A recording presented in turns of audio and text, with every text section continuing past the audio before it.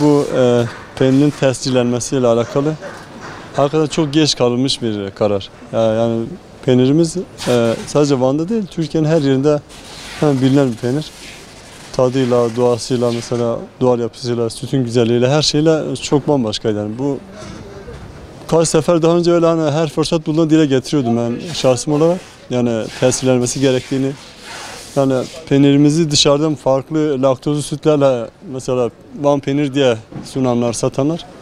En azından mesela bu tescillendikten sonra belki hani hizaya gelirler diye düşünüyorum hakikaten. Her şey yerlerinde olması gerekiyor. Bu peynirin yeni tescil olması var ya, gerçekten yani Türkiye genelinde biraz geç kaldı. Elhamdülillah bizim peynirimiz Türkiye genelinde değil, dünya genelinde ünlüdür. İçindeki olan otlar da antibiyotik bir ottur.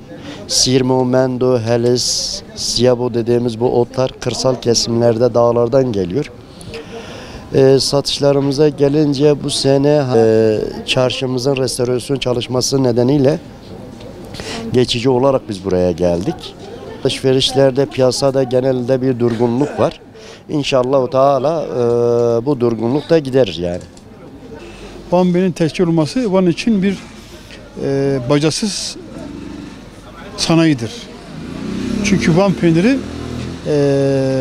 hemen hemen nereden bakarsan bak 400-500 bin kişinin gelir kaynağıdır.